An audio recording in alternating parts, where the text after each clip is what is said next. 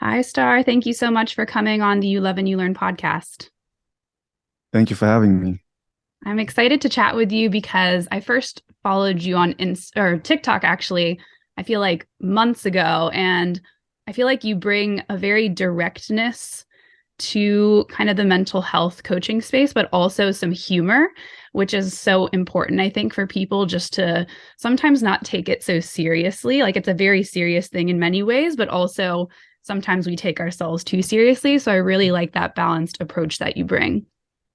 Thank you. Yes, I love to bring entertainment into the mental health videos to make it more digestible. And I also have a theater background. Hmm. So I was with Steppenwolf and Stella Adler, which are both two big theater companies in the world. And I learned improv and acting and telling stories.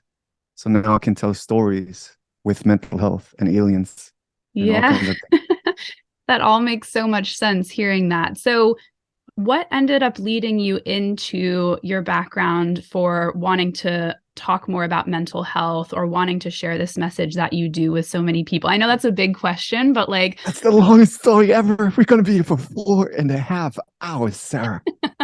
The audience has already the lowest attention span ever. I don't know how to say these things.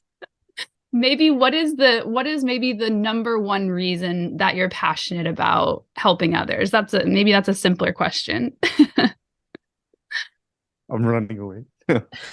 How do I even get into it? I have to be totally honest. And yeah, and I'm going to be totally honest. It wasn't even, I didn't even know where this is going to go. Like, I blew up on TikTok, and I'm going to make this very simple. I always coached myself. Hmm. So, because I always coach myself, I talk to myself. We're going to meditate today. We're going to go running. We're going to do physical fitness. We're going to figure out our brain today.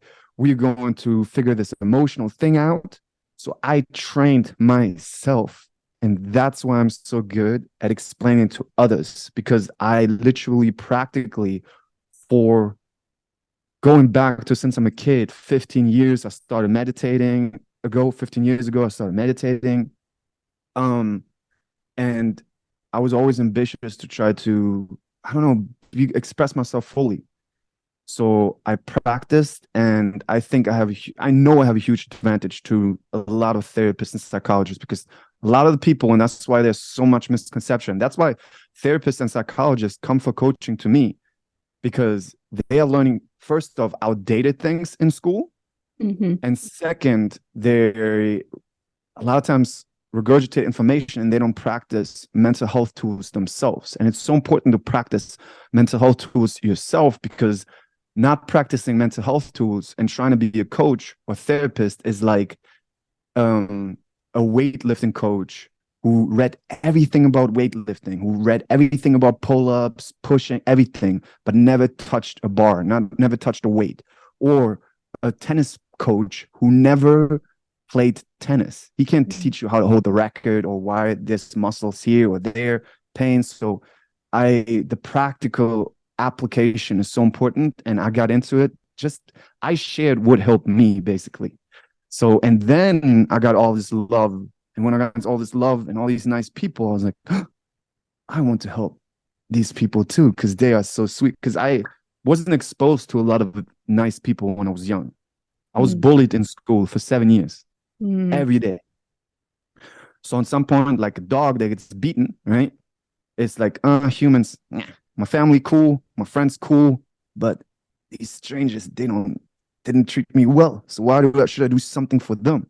Yes. But then when I found my excitement and I made all these unique videos on TikTok that back in the day when most people did dancing videos that no one did, then out of the pockets with the TikTok algorithm in the world, these random unique people like me or have similar values came out and said, I love you so much. You're explaining things like I thought things, and this is so cool. And they gave me so much love. And at first I was really confused, like, because from someone who got bullied for 7 years to blowing and getting like these, you changed my life, all kinds of where I almost like don't want to say like like suicide and all those kind of things. And Mhm. like, you helped me so much.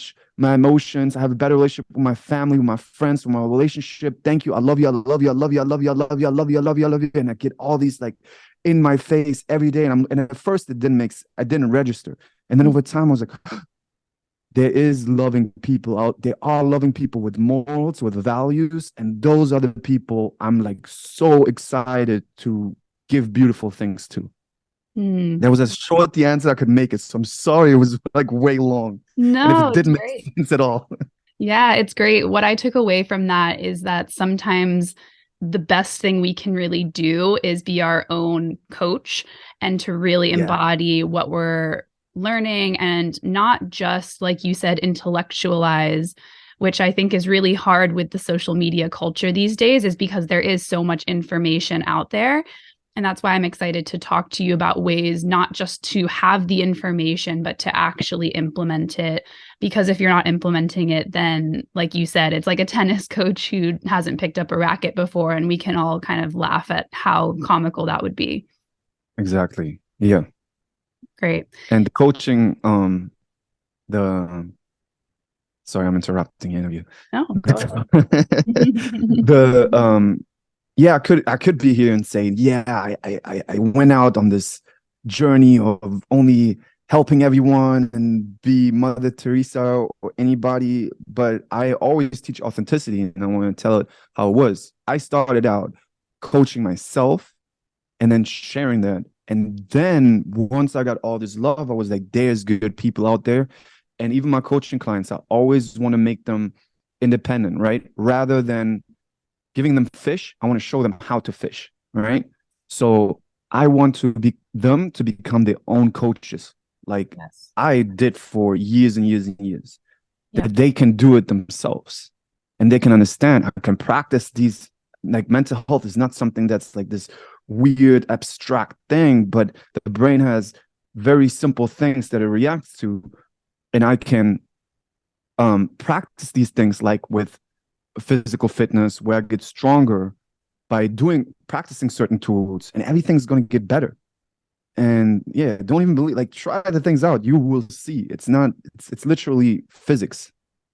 Yes, I couldn't agree more. One of the first things I say to my coaching clients is that if you want to run a marathon, you have to go out and run and train, you know? So if you want to show up for yourself and strengthen your mental health, or just, I don't know if that's even the right phrase, but just like show up for yourself and take care of your mind, then that's also a practice. It's not just something you check off the to-do list. It's your life, and it's something that you continue to show up for yourself. So I think we share a similar value in that, as far as just needing to continue to practice these things, and you're the best person to do that versus somebody giving you this 10-step process that is Yeah, the key to your mental health. you just said something so great, and I want everybody to know that. Like, this is not, give me this short trick, give me this quick trick, give me this like thing that I can get mental health, right? I can graduate from mental health. And then it's I don't know if you know Alex Hormozi, but Yeah. he's such a great, he explains, and he knows so much about mental health, and he made mental health videos before and talks about business. If no one knows him, he's amazing. He talks about business.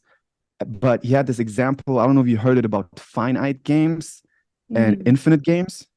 I don't know if I've heard this specific one, but maybe if you explain it, it will connect with me in a different way, because I've Yeah, heard a so lot of his. people who play like a finite game are like kind of like a board game or chess or anything. Like, I win at this. I want to win at this game. I want to win this. But Yeah, an infinite game, the the goal is to play the game. that's right. So you cannot win at physical fitness. You cannot win at, like, I'm going at mental health. You don't win at this. You play the game and you get stronger. And it should be just something that becomes a part of you. Like I always say, it's like brushing teeth. That's just something I do.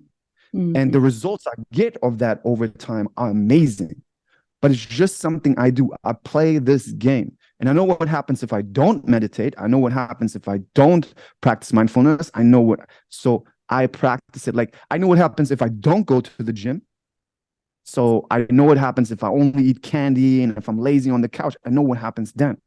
So Yeah. this is just something we do, and it has to get in everybody's minds that this is not something, oh, give me this quick trick and I graduate. And some people might sell you that, but it's a lie. And it doesn't even make sense. It's literally like physical fitness. You build emotional fitness, you build mental focus.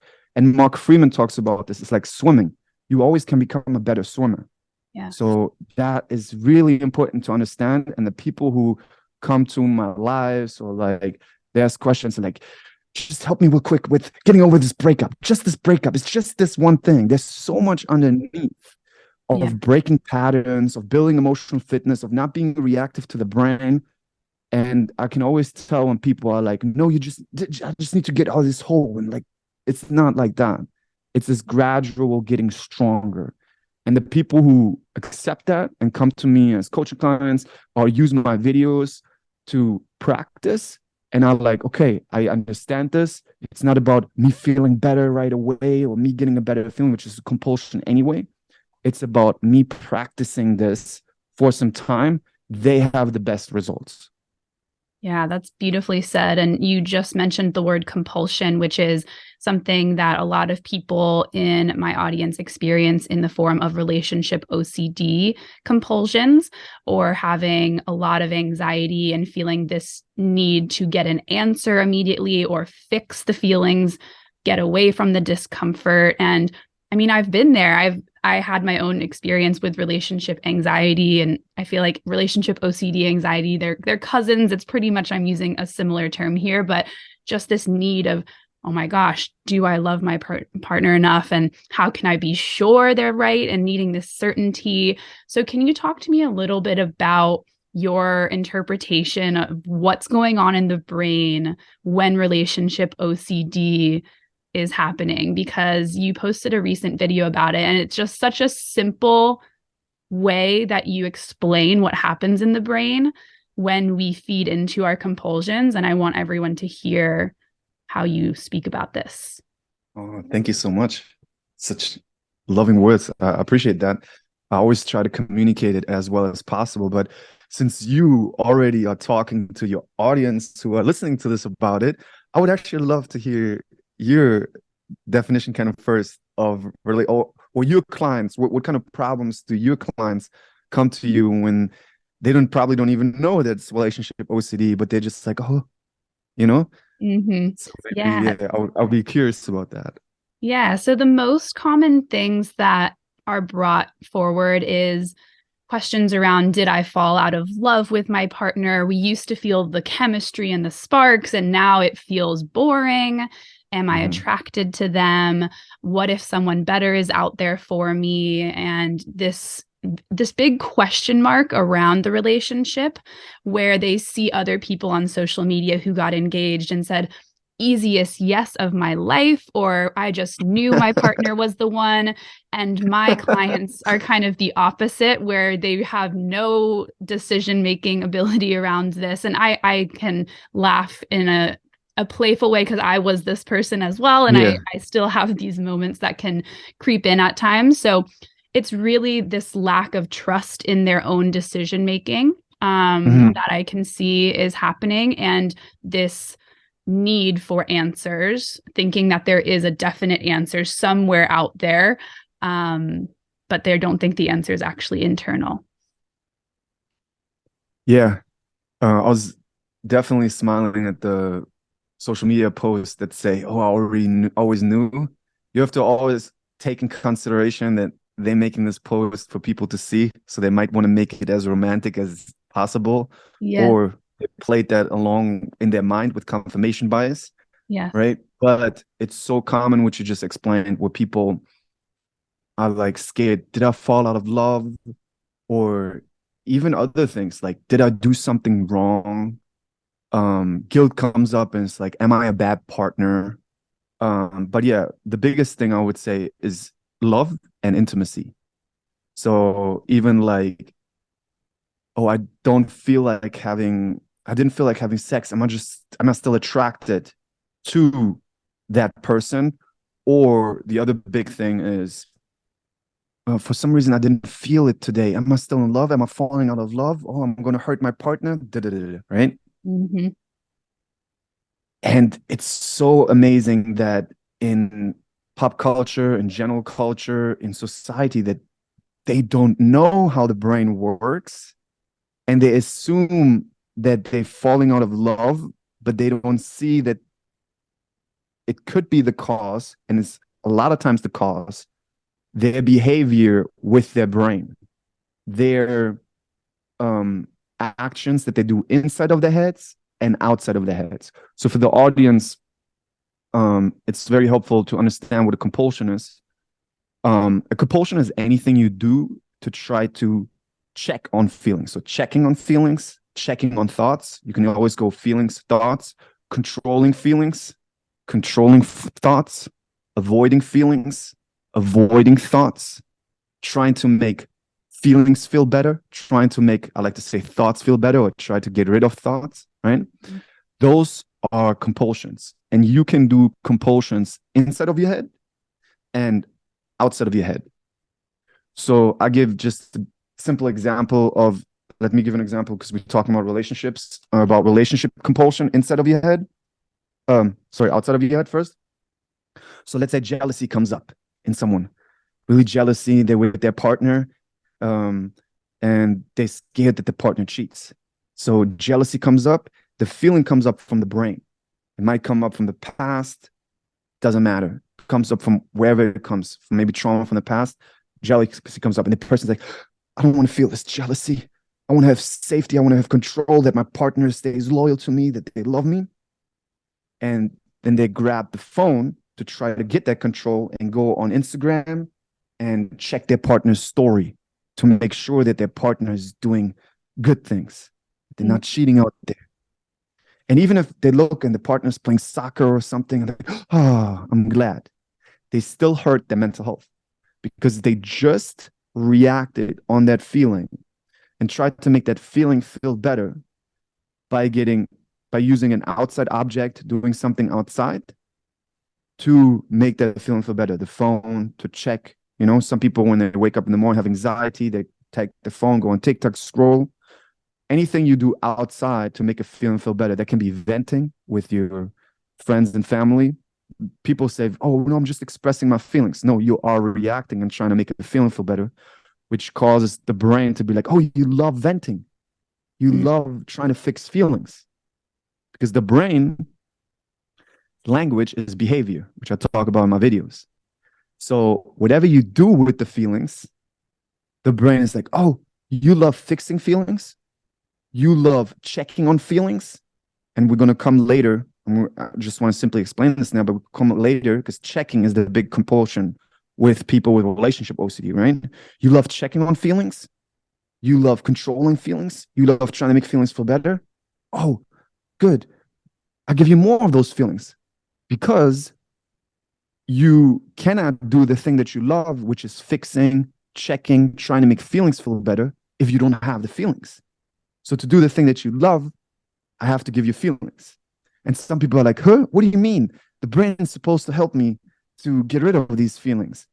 And I'll give you an example. I like to give this example of the house. I don't know if you heard me speaking about the house. I have briefly, but let's really? share it with the audience. Yeah. So imagine, audience, you living in a house, okay? And you have so many chairs in the house. There's too many chairs in the house. You don't have space. You need more space. You need the chairs out the house. Too many chairs. You don't like the chairs. You want space. So you keep throwing the chairs out the house. You're like, I need to get rid of these chairs. You throw chairs out the house, chairs out the house, chairs out the house. Now the brain looks at this and is not like, oh yeah, let me help Tommy or Sarah or anybody to get these chairs out the house. The brain is only looking at your behavior. The brain's language is your behavior. So the brain's like, huh? Sarah loves throwing chairs out the house. She loves it. Look, she just, that's what she does. She must love it because that's her behavior. So she's going to run out of chairs soon. Let me go to IKEA. Let me build some chairs. Let me bring them back in the house. Let me go outside the house and bring the chairs in the house that Sarah already threw out the house. And it brings back the chairs in the house. So now just substitute chairs for thoughts or emotions. the more you like, oh, I don't want these chairs. Let me get them out the house. Let me try to fix them. The more the brain is like, oh, you love doing things with emotions and thoughts. I gave you this jealousy, and you try to fix it, and you stalked your boyfriend, and you checked on the internet, and you did so many things with it. Let me give you more jealousy and more jealousy and more jealousy, and it explodes. Okay. Yes, it Does it make makes sense? so Yeah, much sense. It makes so much sense. And the chair analogy is so funny just because you imagine like you're like, I'm trying to get rid of these chairs, but then more keeps exactly. appearing. It's like you can't help but be like, oh my gosh, that's exactly what's happening. Yeah. And so to relationship OCD, the compulsion is a lot of times, as you know, checking, right? We're checking on feelings. And with checking, it's interesting because the more you check, the less it's there. Because the brain is basically like this. So it's like, oh, I didn't feel like having love today. And then the brain's like, oh, so with your partner, you only allowed to feel love or it's bad. So only if you feel love, it's good. And the brain is not then like, oh, because some people will be like, oh yeah, then the brain only gives me love because the brain knows only. No, the brain is an organ that's supposed to defend you from danger. So back in the day when you went in the jungle and you never saw a tiger before, and you got attacked by a tiger, and let's say you survived, which would be a miracle, but you got attacked and they scratched your shoulder and fell down the mountain, and you just were running to your village, and you like, that was the first time you saw a tiger. And it's like, they're orange, they have stripes, they have this.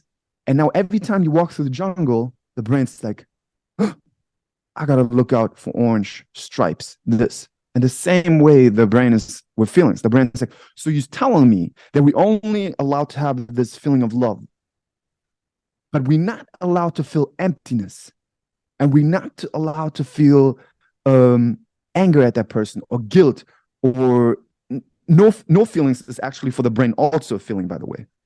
So sometimes people are like, oh, I don't feel like going to the gym. Well, the brain gave you that because it's new. That's what you react to. But I'm going to talk more about that later. Now, in that example with the love, which everybody wants to probably like, get to the point, I want to know because I need to know now. It's the brain is like, so you're telling me we're only allowed to feel this feeling, but we're not allowed to feel those feelings. Okay, let me make sure. Let me just make sure that we're not feeling this feeling. Oh, could that be the reason we could not feel feelings? Or could that be the reason we could, maybe we have these thoughts? And the brain looks for more and more of you not having the feeling and more of you having thoughts why this is not the relationship for you. So basically, it's showing you the opposite to keep you away from the danger.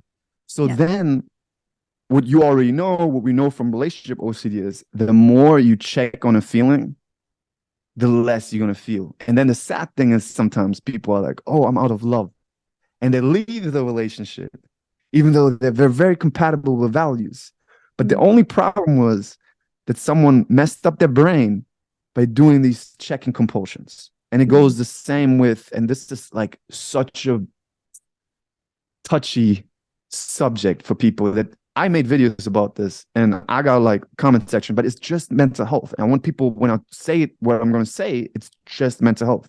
With intimacy, with sex, if you don't feel like having intimacy, right? A lot of times it's better to see intimacy as a valued action, something you give to yourself and something you give to others. That means that sometimes you do intimacy when you don't feel like it. I already see like people trying to choke me through the screen. You don't understand how that will actually, in the long run, make you feel more like having intimacy. But you avoiding it, I'm not saying don't avoid it when you have like really headache or like really like you feel bad. We don't talk about this. We talk about the, oh, I just don't feel like it. The more you go on the, I just don't feel like it, the more you will not feel like it. And you get more sensitive and sensitive. And then, am I not attracted to my partner anymore? Yes, you would be if you see this as a valued action. But you are reacting to emotions and thoughts. And guess what? Your brain's like, hey, you spending time on this, I'm going to give you more reasons of why you don't feel like it. Isn't that crazy? That's crazy. And society is going to be like, no, If I don't feel like it, you make me feel it, make me do it. That's mean. Yeah. And all kinds of other words. You're gaslighting me. No, I'm telling you, a simple mental health rule. It's funny when I say this part of the story, right? Which is the exact same part as the viral video I made about social anxiety. It's the exact same part because I told people, hey, if you have social anxiety and you avoid doing the things that you value, which is going to events, social events, doing your podcast, etc., you are showing your brain that that is dangerous. And your brain's like, oh, so you tell me this is dangerous? You said this is this action is dangerous. Okay, I got you. I'm your brain. I'm your best friend. Let me give you thoughts and emotions that I know you react to that keep you from going there, which is Mhm. I give you more depression, I give you more anxiety because then you sit at home. I want the audience to understand that the brain doesn't give you logical things. It has an entire data bank since you were a child on what you react to, and it will give you an amazing combination of thoughts, emotions, bodily sensations, anything together to make you avoid these things. And that's what we need to switch. And I always teach people from the emotional and thought addictive engine to the valued action engine. Because as long as you're running on emotions and thoughts, oh, I don't feel like it. Yeah, you're going to mess up your mental health. Yes, I love so much of what you said, both the examples of the external compulsions and then the internal ones. I think many people will relate to. And what I resonate with and what you shared is that a lot of times we're waiting for these perfect circumstances of like, I have to think like this and feel like this in order to do something. And especially with the sex example, I have talked about this before with my clients as well. I feel like I'm probably overdue to talk about it on social media because it sounds like more people need to hear the message. But it's exactly what you said. I can have so many examples where maybe I wasn't like fully in the mood. And then afterwards, I was like, why don't we do that more often? You know what I Yeah. mean? It's like you almost every single time feel better unless you're in your head trying to analyze, is this good enough? Is our sex good enough? Oh my gosh, was I attracted enough? It's like if you can just do the thing that you value in order to connect to yourself, connect to the relationship, you start to build that self-respect and the relationship builds. But like you said, when it's this form of avoidance of I have to be feeling perfectly to do it, then the conditions may never be perfect enough. And then it becomes, weeks and weeks and months, and you're just avoiding the thing that once brought you connection. So I think it's so important that you brought that specific example up because people need to hear it. It's one of the biggest things. And exactly what you said with, oh, do I feel like it today? Do I not feel like? And doing all those things, people think it's normal. They are compulsions. And they will put a strain on your relationship because they put a strain on you. Yeah. So this is something like people don't want to talk about it, right? Because they don't want to, oh, I'm going to get canceled. Da, da, da. But you can, if you explain it, there will always be people who want to be outraged. And they're also emotionally weak. They reacting to their emotions, right? But if you, because if you explain the foundations and you like, hey, this is what a compulsion is, people in the audience can transfer this to the different subjects. Hey, okay, so if I check on these thoughts in social anxiety, that's the same as me checking this with my partner if I want to have sex or if I'm still in love. Yep. I don't have to be offended with this. Matter of fact, why are you offended? Because it's not going to help you. Like, it's still like, it's such a normal thing to wanting to help with your mental health. And then it's like saying, oh, I drink a glass of water. If I drink oil, it's bad. No, oil, you being racist to oil. You're supposed to drink. No, you don't drink oil, you're gonna have problems. You're gonna drink water, you're gonna be better. It's the same thing. And many people, they just want to be offended. And it's also the brainwashing in society, right? Because a lot of the mental health information, as you see on TikTok, is just complete nonsense. Like, Yeah. normalize doing this, normalize doing that. And it's like, you normalizing compulsions. That's all compulsions. And it's hurting you. And you're influencing millions of other teenage girls, teenage boys who follow you. Yeah, absolutely. And I think for me, there's a subtle nuance, and maybe you have some thoughts on this, between normalizing the fact that you can experience ROCD if you're in these patterns, in the sense of like, you're not alone if this happens to you. And that's, I think, my mission, to help people understand, like, you're not the only one that does this. So you should not feel alone, versus what I see a lot, unfortunately, which is like normalizing the behaviors. And then it kind of almost becomes this excuse. And when you label yourself as, well, I have ROCD, so that's why I don't do this in my relationship, then you're going away from the value-based actions like you talk about, and you're kind of using it as more of the victim of, well, this happened to me and there's nothing I can do about it. So I think that subtle nuance is important, because I want people to know, like, if you have this experience, it doesn't mean you are crazy or a bad person at all, but it's something that you can take control and ownership of. I think that was a perfect explanation, what you just said. Normalize, and that's what I meant. Normalize, don't normalize the behavior, right? Because they go to like the most superficial thing in the whole equation. No, don't normalize the behavior. Normalize to understand, yeah, that's something. Everybody has OCD if you think about it. It's just a label. If you do compulsions, you have OCD. Everybody does compulsions. So to a degree, everybody has OCD. But people need to be taught in school what a compulsion is. It's craziness that they learn about all kinds of things, but they don't know about their own emotions and thoughts. That should be learned in like 5th grade, wherever, like 10 years old, you can grasp that thing if you explain it. And it starts with the differentiation of you and your brain. You know, I don't know how far you talked about ROCD a lot, but the first thing for anybody who doesn't even know anything about compulsions is to not identify with your thoughts and emotions anymore. No more. And that should be taught at an early age. But I thought it's a perfect explanation what you said, because yes, people should know that these things are very normal. They're not weird for it, but it's something that they actively do. And yes, it's challenging to do the opposite because it's so natural what they have been doing. But the more they keep doing the thing that feels like relief, the more they hurt their mental health.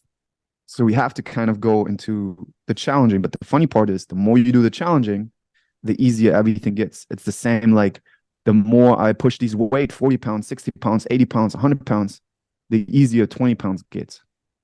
Exactly. And you just brought up something else that I had wanted to get your opinion on, or get your insights on, which was creating that space between your feelings and thoughts, and then needing to identify with them as the truth or something that you have to act on right away. So how do you create space, or maybe someone who feels like they are constantly giving into compulsions is listening and they're like, what's the first step for me to actually start creating some space between the thoughts and feelings and how I act? I love that. I made entire YouTube videos about this. So so to create space between you and your thoughts and emotions, it's important to change our language.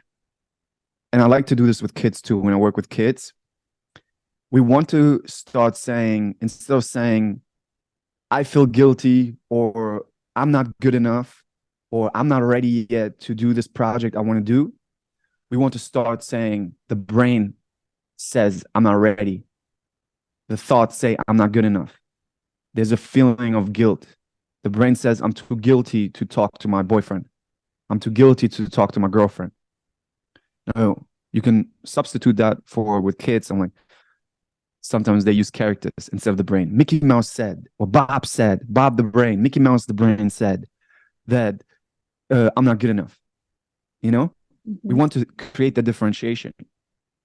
And people want to understand that the brain doesn't give you facts.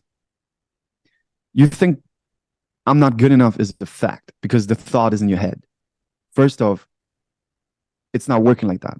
Your brain has no idea what it's even talking about. This is the funniest part about the brain. It doesn't understand what it's giving you. It's like thought of not being good enough. You reacted to that a bunch of times last month. So here we go again. I don't know what it means, but you keep reacting and you keep playing with it. It's your toy. You love these toys. Look at the guilty feeling. Here you go. Look at you going up and down and going back in the grocery store and apologizing to the person in the grocery store for saying something. Look at you. You playing with the thing. The brain doesn't understand. It's just giving you what you react to. And that's one of the first things that should give people relief to understand, hey, those thoughts about me that I constantly interact with, that I'm not good enough, that I'm not ready yet, that I'm not happy, those are things that I'm engaging with, and that's what I keep coming up. Same with intrusive thoughts. Mark Freeman talks about this. He says, and I love this, the problem is not that the thoughts are attacking you. The problem is that you don't leave the thoughts alone. Mm. You are bothering the thoughts. The thoughts are not bothering you. Mm. And what I want people to know is, I'm not asking people to stop the thoughts that are coming in, because you cannot. You cannot control, it's way too fast. No one can do that. You cannot control the thought coming in. But now here, this is really important. You can control if you are talking back to the thought. And the more you're talking back to the thought, the more the brain's like, oh, look, this is still important. Your brain's just doing its job. It's not mean. It's actually your best friend. It gives you what you show it that you care about. And if you're not following me, and I'm not only saying you, I'm saying the audience, if you follow me, you will then be like, okay, so how can I show my brain something else that I care about? Great question. And this is where we change from the emotional and thought addictive engine to the valued action engine. And I get tons of questions about valued actions. We can go later in that too, but I want people to understand. I get this question like, oh, you're talking about suppressing thoughts and emotions. Why don't we express thoughts and emotions?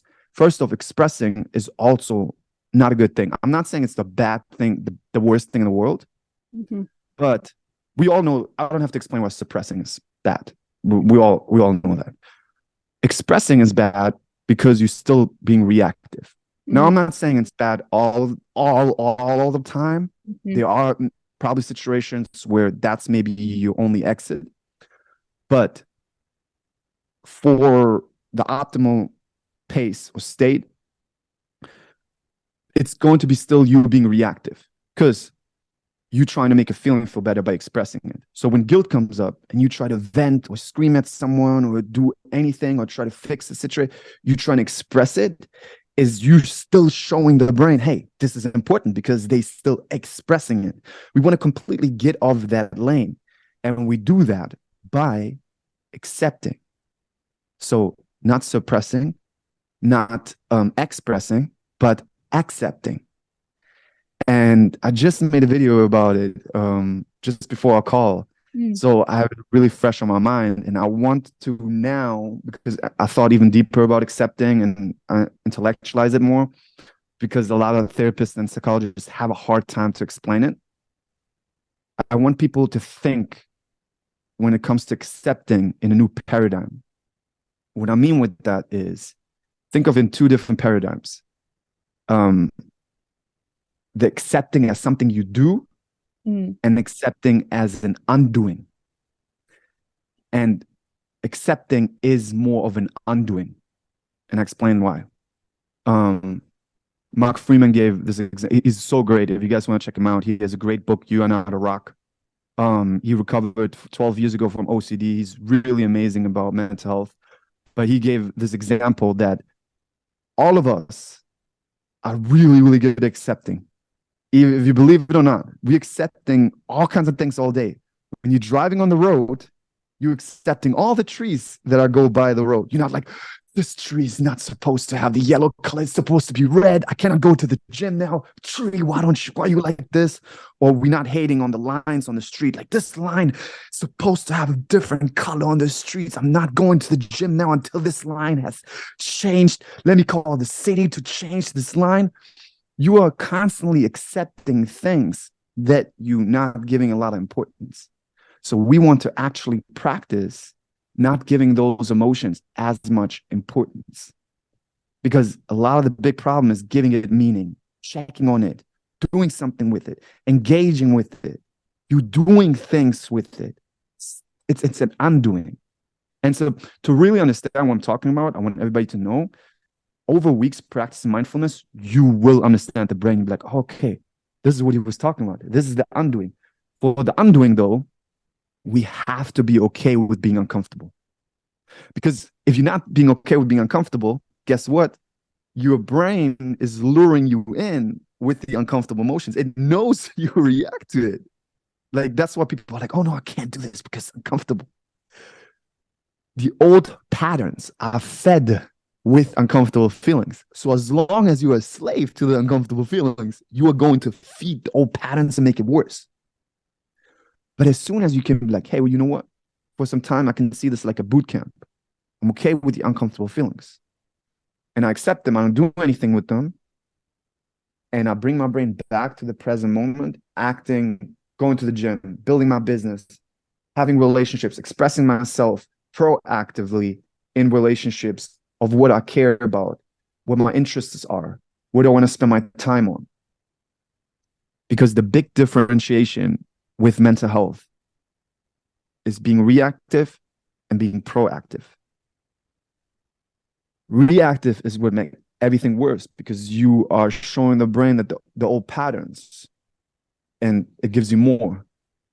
Being proactive, even though you feel uncomfortable, is showing the brain the new way. If that makes sense. Yes, it makes so much sense. And I love what you said about the meaning making, because a lot of our OCD and relationship anxiety experience is trying to look for the meaning, like you said earlier, in everything. Like, why did that happen? Or why aren't my feelings there? Or if you wake up next to your partner in bed, for example, and you feel anxious that morning, then you create the meaning. Well, it must be because I'm in the wrong relationship. And there's so much meaning making happening. So I really like that analogy of the undoing part of acceptance, which is more of like, you're just undoing all of the extra meaning or the extra narratives that are laying on top of the action or the thing that's already going on. I like that new way of thinking about it. Yeah, I'm so sorry. I just realized I went on a rant to like explain things around. But to answer your questions, make it the thoughts, the emotions. That's part how you create that space. Another part how you create that space is one of the best tools. Everybody should use it, meditation. You sit down, you set a timer, any emotions and thoughts come in, and you bring your brain back to the breath. And you are practicing not talking back to the brain. And the more you practice not talking back to the brain, the more you see it. You see, oh, it's trying to talk to me. And it tries to use these emotions and thoughts. And you come back, you create more space and more space. And yeah, I don't want to like talk too long because I know you have more questions, but we can, if they're more interested, we can go more into meditation, how it works. But that's how you create space. It's a practice. Over time, you will create more and more space. And don't be kind to yourself, because some people are like, oh no, I talk back to my brain. That's okay. You're just taking up more territory over weeks, over months. You just take up more territory. You go on to get better. Don't be like, oh no, I did it. I messed everything up. No, you already got stronger. You already shortened the time between the reaction and coming back. It's a practice. Be kind to yourself. Yeah, that's really well said. And breath work or meditation for me have been really impactful along the way. And I know a lot of people say, well, I can't meditate, it's too uncomfortable, but that's the whole point. Like you said, the discomfort, will come up to try and stop you from doing the thing. And life isn't about just being comfortable all the time. So I won't go down that path today just because I feel like there's so much relational stuff that we can go into, but yeah, definitely. Meditation is so important. And I'm sure you've talked about it on other channels. So people can check out your insights. 2 misconceptions. 1, I'm not supposed to have any thoughts. I'm bad at meditation because I have thoughts. Not true. Meditation is not about having thoughts. The practice is not about not having thoughts. Sorry. That might be a result. It could be a result. It could be not a result. We don't care. And it's also not about feeling relaxed. It's about having all of them, any emotion that comes up, any thoughts, and bring your focus. It's about your focus. You bring your focus back on senses in your body, your breath, your hearing. But it's not about, I just wanted to mention these two things. And that's some of the biggest misconceptions. And that's also because there's some meditation teachers out there who are not really good at explaining what's going on with meditation. Yes. Yeah, that's helpful. I think that's a reason why people think they're not good at it, is because they think that the thoughts shouldn't be there the whole time. So thanks for adding Yeah, and that. it's a practice. You're not supposed to be good at it right away. You just started. Exactly. One thing that this kind of connects to is this notion of, I need to fix myself by doing meditation, or I need to fix my ROCD. I need to heal. I need to get better. And I think this is another way that we label something, and then the brain becomes, I know you talk about like obsessed with trying to fix. And, I would love to hear you talk about that, because I think that relationship anxiety and ROCD, there's this narrative internally of the guilt that I'm doing something wrong and that I have to get rid of this in order to move forward in my relationship. But my belief is that you have to practice acceptance, and you have to practice not labeling it as this thing that's wrong or bad about you. Otherwise, it's just going to make you continue to have compulsions and avoid. So what are your thoughts on this whole notion of fixing and healing and all of that? Yeah, so I made a video about this as well. And Mark Freeman talks about this. It's healing and fixing. Healing is not a good word because it's like cleaning up something. It's trying to clean something. Like, this is dirty. And the brain's like, oh, you love cleaning? You love fixing? You love healing? Let me give you more trauma. Let me give you more dirt. Because you love healing. You love trauma. Because I made this in this healing video. It's like, when we're trying to heal, and we're like, oh, let me use this technique to get rid of this feeling, or I still have to do shadow work to get rid of these feelings and these thoughts. You're literally telling the brain, you love healing. That's all you love. And your brain will give you endless opportunities for you to heal. There's an endless pit of things that the brain can give you. Don't think you on some point, oh, I'm fully, if I could like burn something in the self-help community's head, because there's so many people who are like, yes, one day I will be fully healed and I will have fixed all of this idea. It doesn't work like that. You just make it bigger and bigger and bigger because your brain's like, yes, you love this so much. Let me give you a crazy mountain of trauma and craziness for you to keep fixing and healing. Stop fixing and healing. What do you want to spend your time on? And people are like, no, I can't just walk away from this big pile of trauma. It's so beautiful. I need to use it. You can walk away from it. And people are like, what? No, you suppressing. You don't understand. One of the biggest things that I think the next years I want to try to teach people is healing. And I don't even like to use the word will happen with inactivity. It's really simple. And this is something that's connected in a huge amount of teachings if people look into it. Like Abraham Hicks talks about this. Michael Singer, Eckhart Tolle. Like, it's going to be about the inactivity from these things. Even the inactivity from the pain body in Eckhart Tolle. He's not like, talk back to the story. He's just like, oh yeah, have the feeling and do your thing. And I don't think it's a complete, sometimes I feel like it's not complete of it. I think he explains it.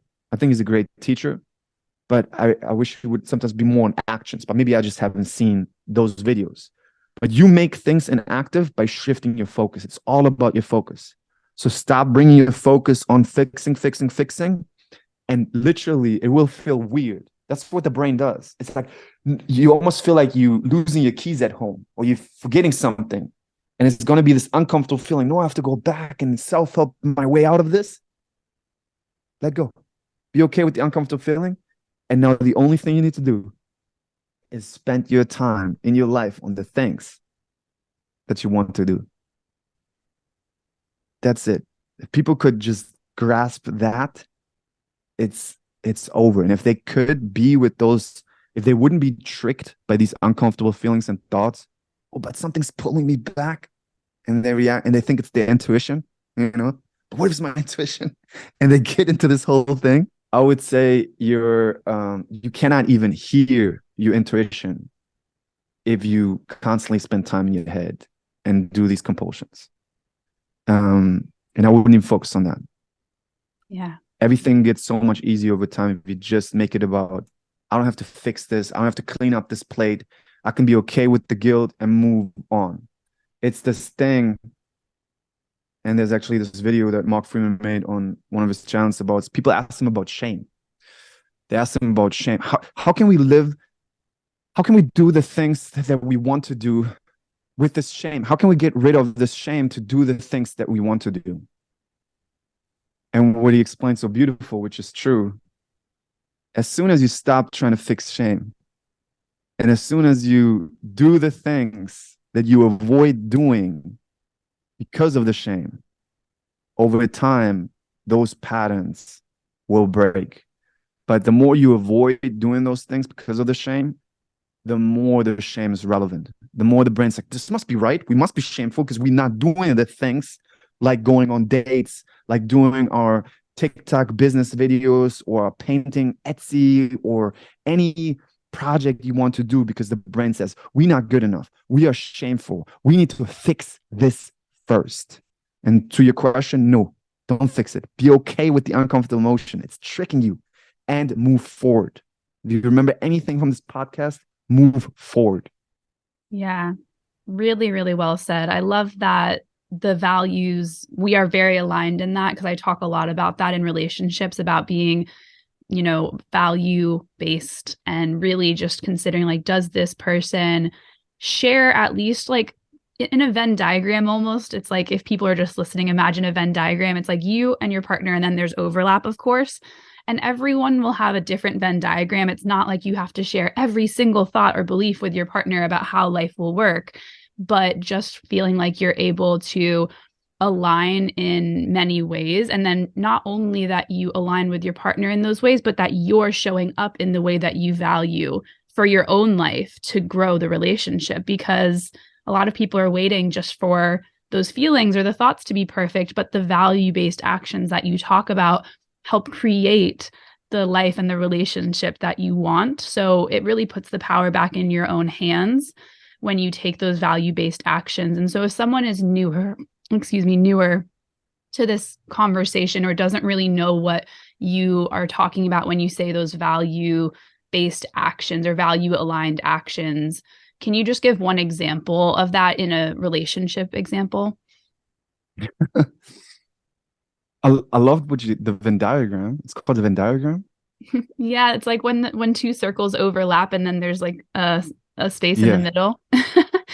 that's Yeah. such a great example. A friend of mine once said, Kiki, she's a yoga teacher in New York. She said, you have three plants. You got to take care of your own plant. They got to take over their own plant. And then you have the plant of the relationship. And you got to, like, together, which I Yeah. like thought was so, like, connected to that. Yeah. I love that example. And I just remembered too, I mean, we gave one example earlier with this value-based action of like having sex or intimacy, Yeah. even So when you sorry, don't I'm always gonna feel give like, I'm not, I didn't try to avoid the question. I was just like, so by the Enneagram, I no, thought it was such a great thing. analogy. Yeah, But no, I love you sharing that. I just wanted to acknowledge too that if someone's listening and they're like, oh, what is an example? That is one that we already talked about with the intimacy, but I'd love to hear if you have any others that come to mind when maybe someone's stuck in their compulsions with ROCD, but they really want connection and love with their yeah, partner, but they keep pulling away because they think they have to feel better before they can give love or receive love. yeah. Do you want to do the value garden exercise for your Sure. audience? Yeah. Only if you want. It's a great exercise. I do it with every one of my clients first Yeah. thing. That would be great. I have a So pen and paper with me if we need that.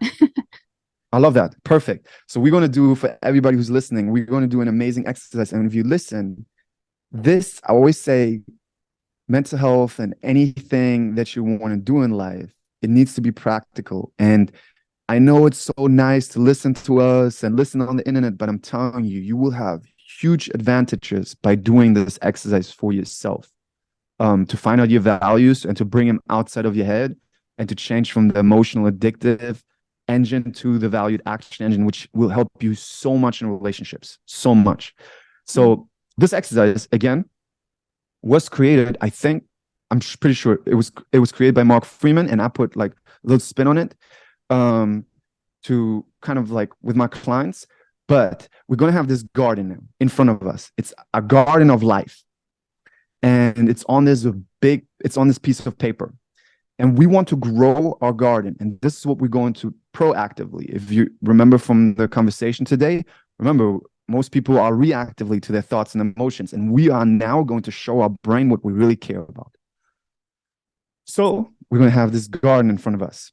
And I'm going to give you 7 values to write down.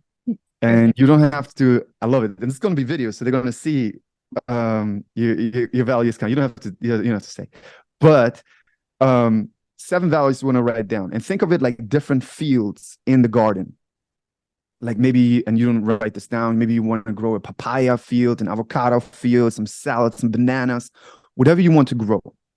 But it's, of course, not bananas, it's not avocados. It's going to be 7 values that I usually give because they help to focus. And they're very universal to human beings. And they're not in order. So I'm going to tell them to you now, just spread them out all over the page. So there's enough space underneath for you to write actions.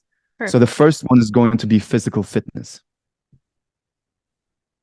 The second one is going to be relaxation. The third one is going to be creative expression. All right. The fourth one is going to be fun.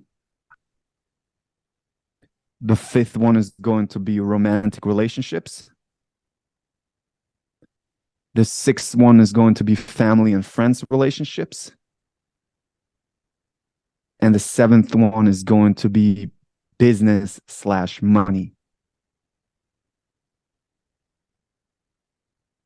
Sometimes I add some few based on the clients, but that is actually encompassing everything. Like you don't need more. And you can always add more. So now I want you to write down 5 actions, if you can. If some are 3, I'm not going to be mad. But 5 actions under each that grow that part of the garden that, 1, you already are doing, and 2, you want to do, but the brain said, no, we're not ready yet. We need to heal first. We need to fix first. We need to fix this feeling first. All kinds of things. We need to lose weight first. We need to read another self-help book first. And no matter how crazy the brain tells you that it would be for you to do that, if it's something that you want to grow, that you want to spend your time on, also write that down. So I'm going to give you some time now to write that down. In the audience, take your pen and paper and write the 7 ones down. We got relaxation, creative expression, business/money, family and friends relationships. You guys' favorite, the romantic relationship. But remember, the brain is not only working in the area of romantic relationships. So by doing this exercise and going to the other subjects, you will also improve the romantic relationship because you also are doing compulsions in those other subjects. You are not only checking on feelings and thoughts in your romantic relationships. I can promise you that. I can take any of my followers, your followers, who says, no, I only like check in my romantic relationships, and you can show them where, no, look, you're checking on your phone. You check if you got a text message. You check your thoughts right now. You check your thoughts about business or this and that. So that's why it's important to look at it holistically.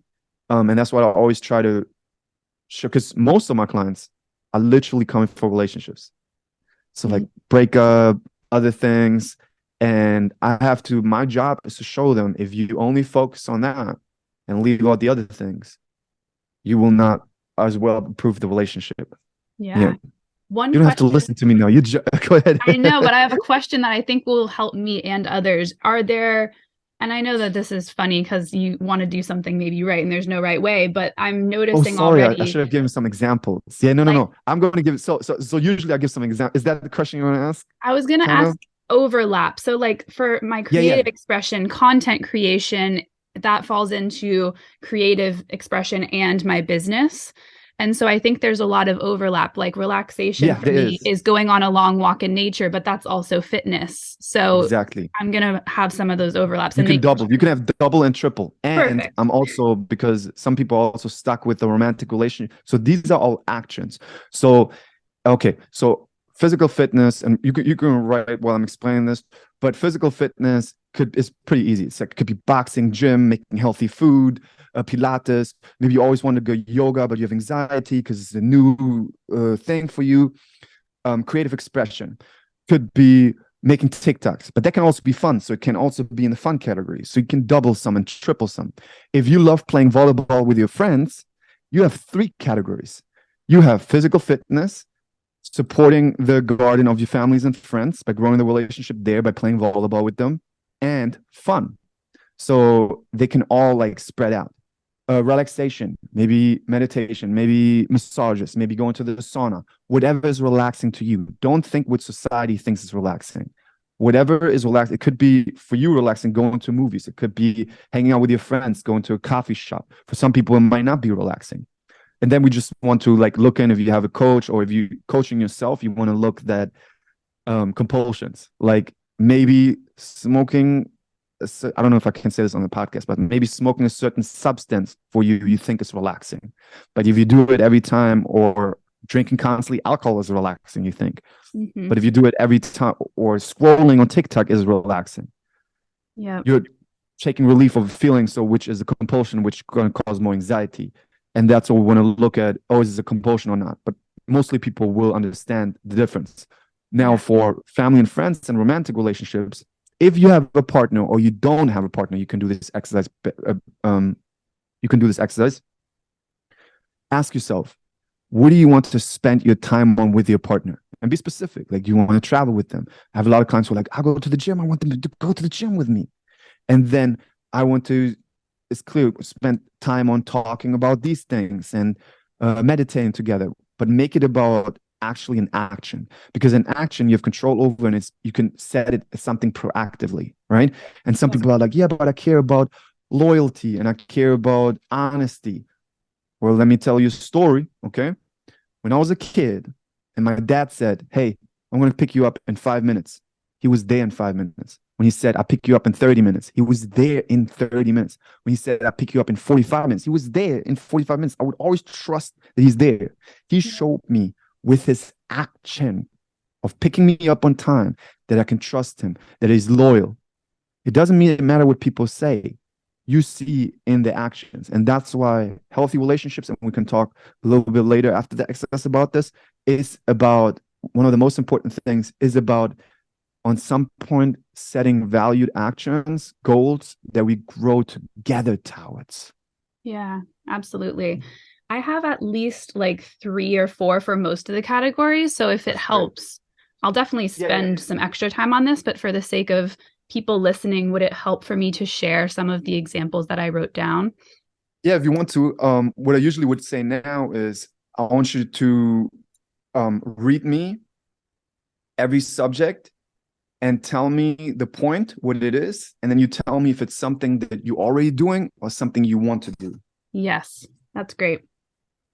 So For we can start with physical fitness or something. yeah, for fitness, I wrote walks outside, which I'm already doing. I wrote CrossFit class, which I do once a week. Love it. I wrote yoga, which I am not as consistent as that as I would like to be. So there's room for growth there, but I already practice yoga. And then I wrote athletic greens, which I drink almost daily. I have athletic greens. I Yeah. love it so much. I have it. Yes. Oh, So that we was should get paid right now at this moment. Athletic greens, if you're there, sponsor me. I will send you an invoice right now. $140,000. Don't worry about it. It's a good Exactly. deal. Yes. So all of those I feel pretty good. Fitness is a category I feel really good about. So that's the end It's for that great. one. But I'll think of one more at some point. I think like healthy eating would kind of fall into that as well.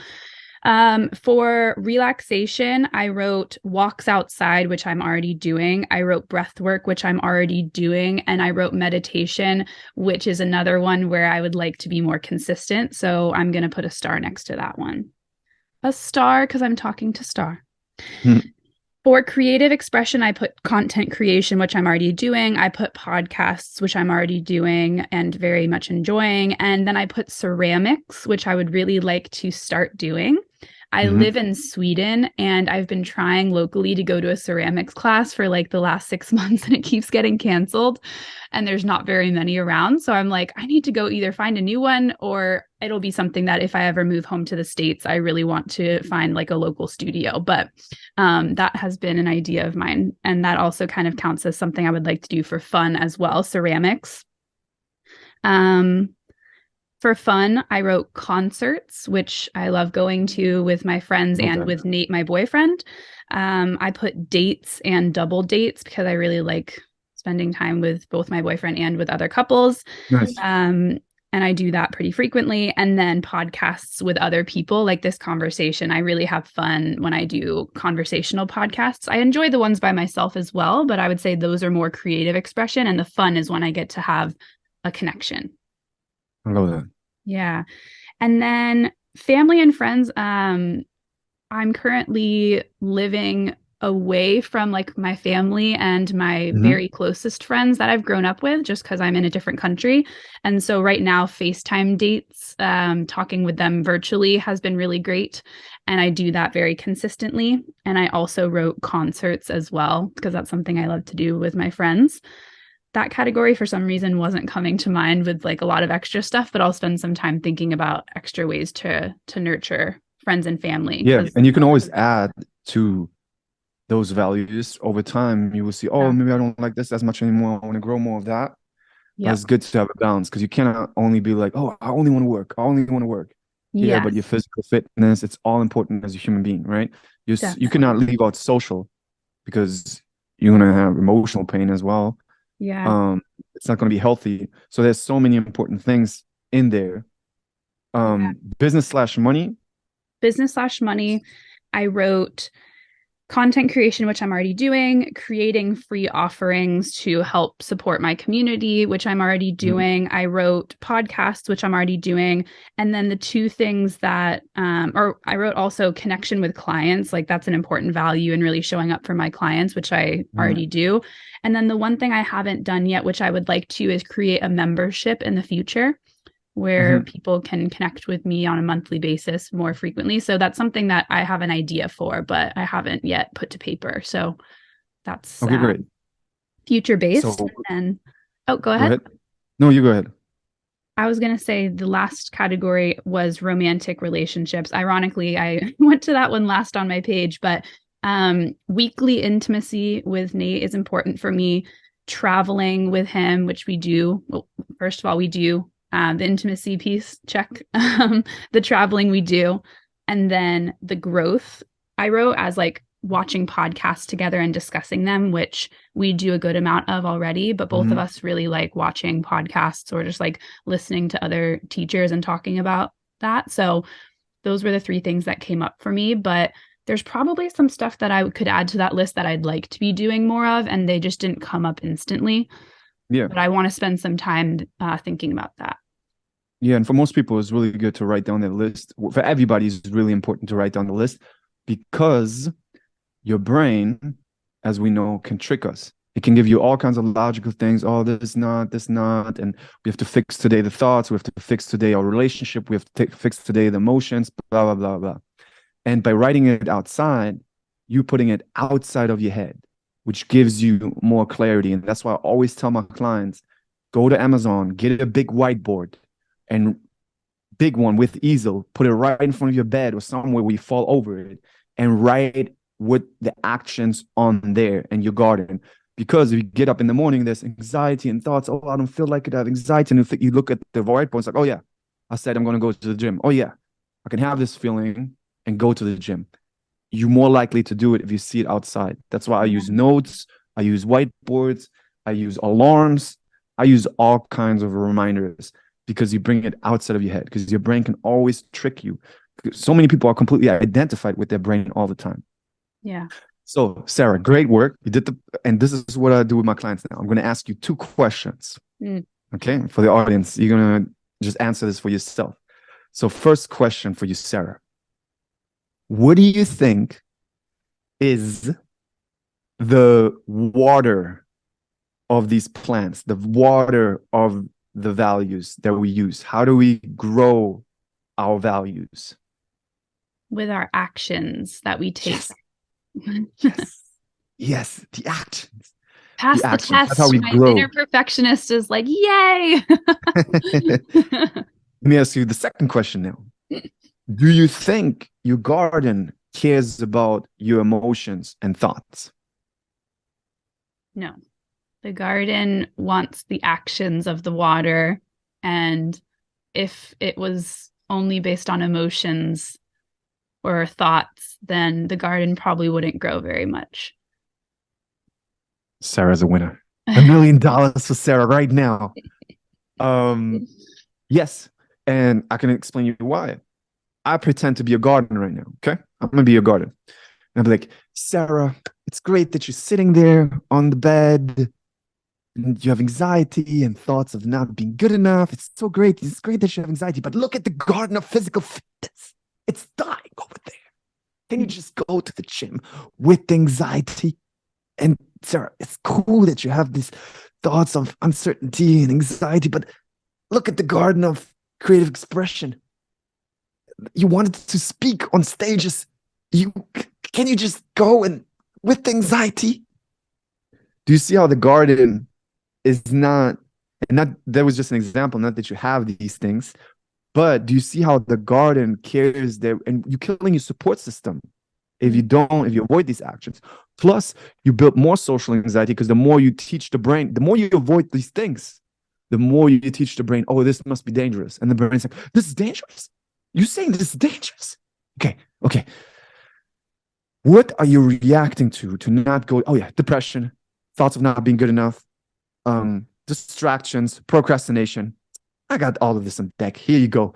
And then you days and days like spending time in your head, fixing. You're not living your life. And like, I need to get another self-help book on fixing things. Nope. You need to just be okay with the emotions and thoughts and go mindfully on the valued actions. And that's why mindfulness is essential in that whole equation. Without mindfulness, that equation is not working. And the reason for that is you could do your valued actions. You could go do your valued actions. But if at the same time you're spending time in your head, does my boyfriend love me? Does he love me? Am I still attracted to him? You are still feeding the patterns. Again, we cannot control the thoughts coming in, but you don't have to talk back, and you can bring your focus back to, oh, I'm walking right now. When you walk, you walk. When you talk, you talk. When you drive your bicycle, you drive your bicycle. When you're in the restroom, you're in the restroom. You're not on your phone scrolling. Yes. So do the thing that you're doing well in front of you. And the more you do it, the more territory you take. And guess what? Your brain is like, hey, Sarah or Tom or anybody, I gave you for months now all these thoughts and doubts if you love your partner or not. And I know it's uncomfortable to you, and these emotions of being unsure, and you're just okay with them. And you go into you're doing your CrossFit, and you're doing your podcast, and you bring and I'm trying to distract you while doing the podcast, and you bring your brain back constantly to the podcast. I'm a very efficient organ, Sarah. I'm a very efficient organ, Sally. I'm not going to give you things that you're not using. And then again, what I said earlier, by your inactivity, it's disappearing. And you're showing your brain what you care about. And at some point, your brain's like, hey, you're not using this, but you keep trying to be good at podcasting. I'm going to support you here now. I'm going to give you more ideas in that direction. Or in your relationships, hey, you're not doubting anymore. You're spending time on actually interests that you want to do with your boyfriend or girlfriend. Oh, let me give you more ideas for interest, or more ideas for fun dates. Or I'm also going to give you more feelings actually of being happy, having sex, because we don't engage with the other things anymore. We're okay with any emotion. So I don't have to make your brain crazy right now. I love this exercise. And what I think is so helpful about it is for anyone listening, even though this podcast focuses on relationships, it may be tempting just to focus, okay, I'm going to write the list of 5 things for my relationship. But think about how your whole life kind of is all connected. Like if you're doing your physical fitness and you're relaxing and you have fun and you spend time with family and friends and you have creative expression and then you're showing up in your career, it's like your relationship then is not the only thing you're focusing on. And so I really stress the importance to people of you have to have things in your life that are fulfilling you and lighting you up, that are not just your relationship. Otherwise, the relationship's on a pedestal, your partner's on a pedestal, and then there's so much extra weight being placed. And so the reason this garden exercise is so great is because it focuses on the whole collective of you as a person, not just the relationship. Yep. And I really want people to hear that part and not just think that you only have to focus on that every single moment. Yeah. I also want you to know that your brain doesn't think in subjects.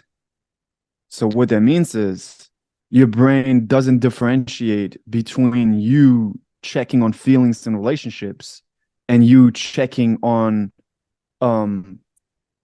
did that person, or you checking on what did Kim Kardashian do today, and you go to the phone and check it, or you checking on other thoughts like did I worry about the job thing or anything else. The brain's just like, oh, you love checking about what Kim Kardashian is doing today, or what if this person texted you, you must also love checking on feelings if you still love that person or not. The brain doesn't differentiate between, oh, this is the checking on if I love this person or not, and this is the checking on Kim Kardashian thing. The brain still says you love checking, and you love so if you want to do a podcast or you want to be a speaker and you like, no, I avoid this, I want to check first that I'm sure that I'll be a good speaker, so let me listen to other YouTube videos first. It's the same checking on something. So the brain's like, oh, you like checking on this, you will also like checking in relationships. So if your goal be good in relationships, you got to be also cutting out the compulsions everywhere else. And don't now run around and think, oh, I have to look at all my compulsions. No, that's not how it works. You don't even have to do that. The only thing you have to do, you have that value guard in front of you. You just mindfully act on those values. And by mindfully acting on those values, you don't do the compulsions, because it can be another compulsions to checking on compulsion. Yes. So well said. I love this exercise. I hope everyone listening has already completed it or is about to complete it. It's so important. And I just have a couple final questions to wrap this up. Thank you so much for your time and your generosity with all this information. A question I asked. Wait. Entertain the audience for like 30 seconds, okay? I'm going to have to stretch for a second. Yes. Just added stretching to my fitness list. So right now, I could have listened to the thoughts of, no, you cannot get up. That's unprofessional, the thoughts could have said. Or I could have gone to the value garden and be like, oh, I care about my physical fitness and my physical health, and I'm sitting a lot, and I need to stretch out my back. And I went to valued actions, even though it might have felt uncomfortable to discipline Sarah and the entire podcast community. I absolutely love it. So a question I ask all of my guests, because this is the You Love and You Learn podcast, what is one thing you have learned about love that you want to leave listeners with? Most people mistake love and emotional addiction.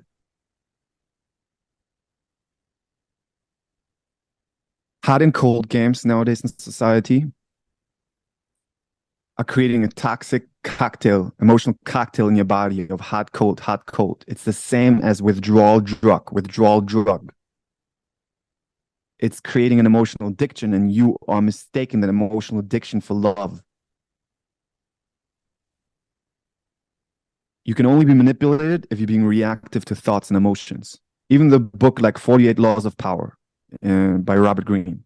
It's a very famous book about how to manipulate and how to make other people do the things you want to do. Anything in that book that's described, anything, you cannot be manipulated if you are not reactive to thoughts and emotions, and if you're acting proactively on your valued actions. I'm so good at explaining about toxic relationships because I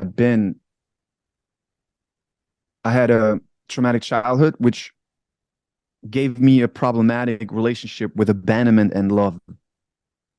So I was very easy. I was a very easy victim to falling for emotional addictive relationships and losing myself in these relationships. relationships is one of the hardest challenges out there, because the brain can totally take over and it can warp your reality. I want people to know who go through breakups or hard times in relationships that this is not the end of the world. In a year, you're going to look back and ask yourself why you ever been in love with that person. It didn't make sense. So practice taking care of yourself first. Show your brain that you value yourself, and meditate and practice mindfully acting on your valued actions, because that's how you show your brain that you value yourself. But if you always chase the validation of another person and see that they love you and make them love you, you're showing the brain that you love chasing the validation of another person, which then the brain's like, oh, I want to support you. Again, I'm your best friend. I want you to do the thing that you love, which is chasing validation of another person. So how do I do that? Oh, I know. I have 3 things I can give you: thoughts, emotions, and bodily sensations, urges. I can give you more thoughts of not being good enough and wanting to chase love in another person. I can give you more feelings of insecurity and chase another person. So not everything is as it seems. And your brain can easily in relationships warp your reality, if that's with relationship OCD, breakups, or other things. So that would be the part of where people mistaken love a lot.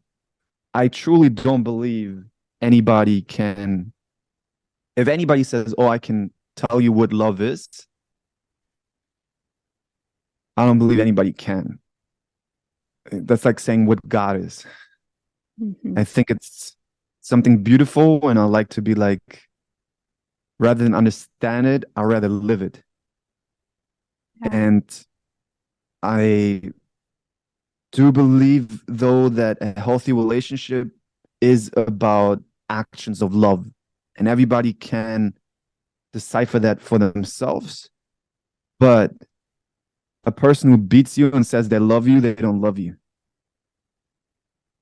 Yeah. A person who, most people don't love the other person, they love how the other person makes them feel.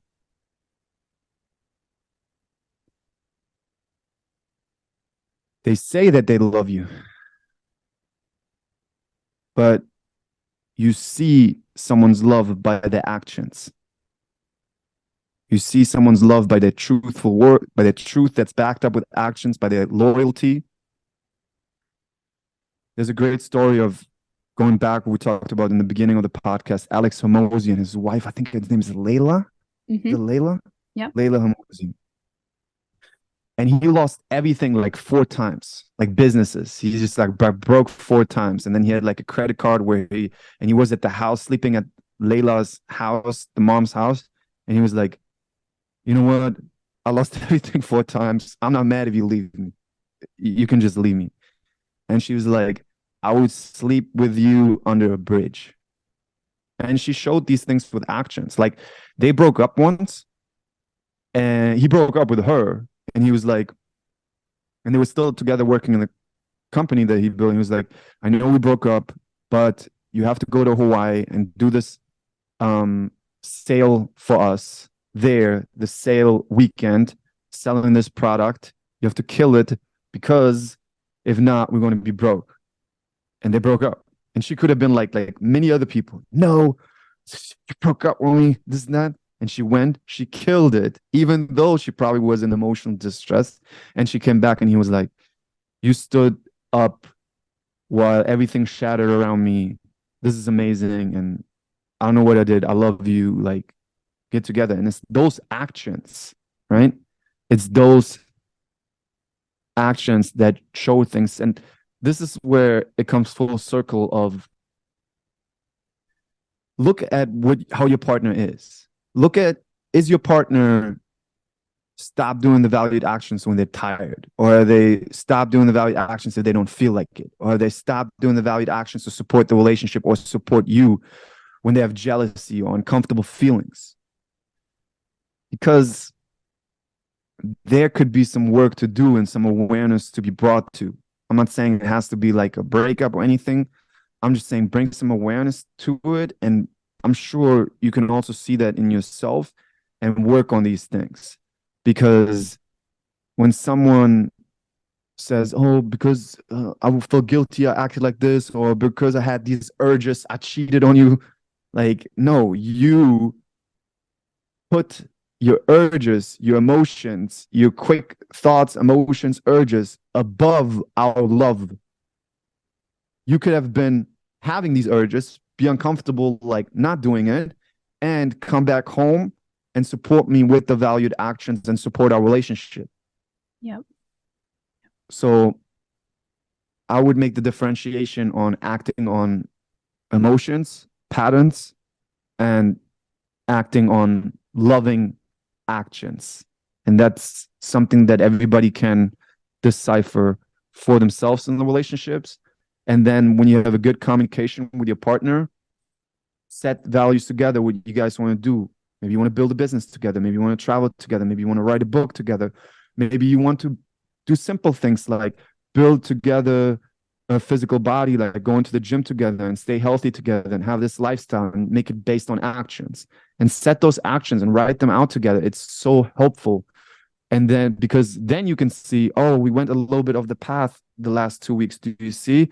Because you have something visual outside to like, oh, yeah, we didn't do it. Why? Can we talk about this? Yeah. You have another metric of success, because the metric of success of feelings, as we know in our OCD, can betray you. So the metrics of success of valued actions can really be supportive for any relationship.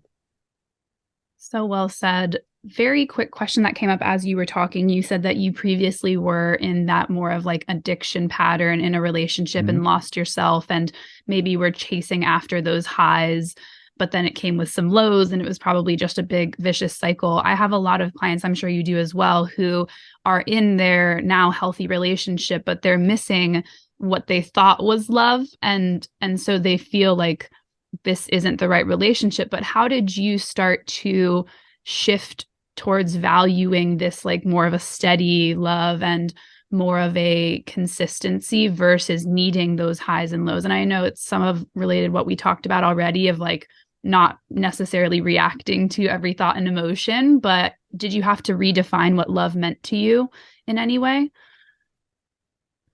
This will be in our next podcast. I'm joking. That would be like, damn. Part no, two. This would have been the best. Yeah, part two. This would have been the best. Yeah, and everybody's going to be like, no, I have to. But that would be the best sales program ever, wouldn't be?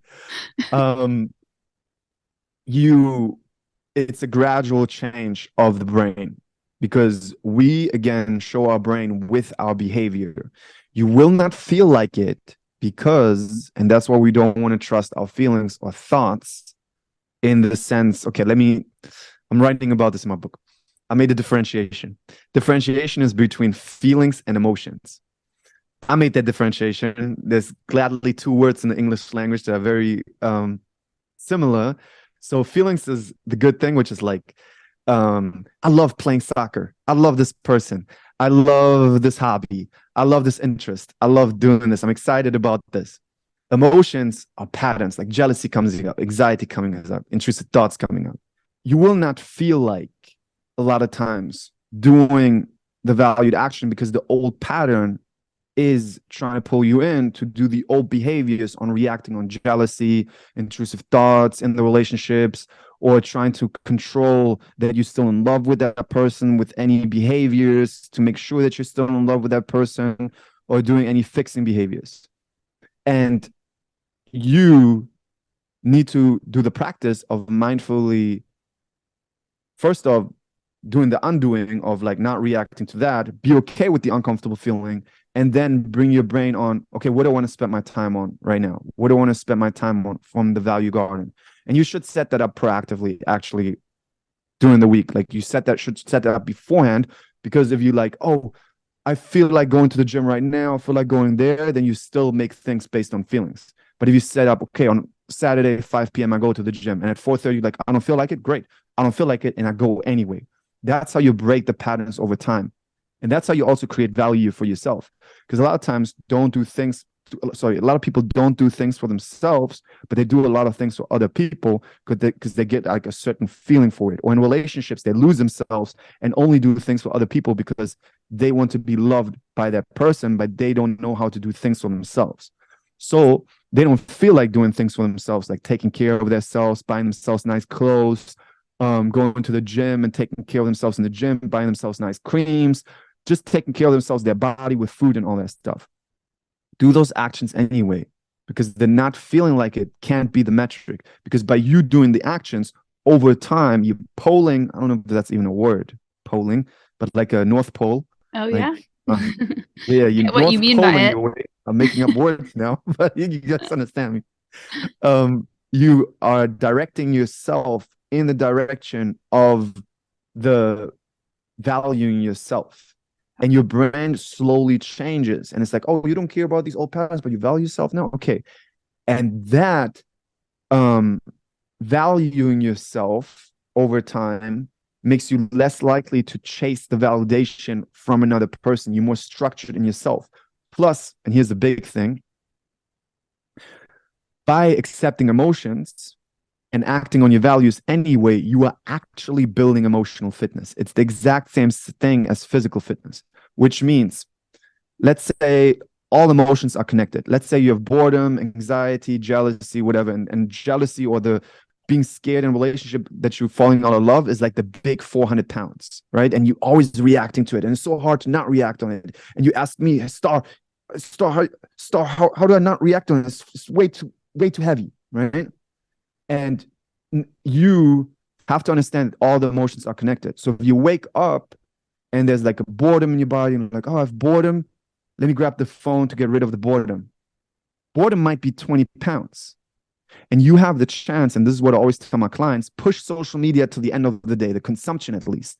Because then during the day, you have the opportunity, no matter what emotions and thoughts come up, no matter what urges come up, about checking social media and trying to scroll, to be okay with being uncomfortable and build more emotional fitness.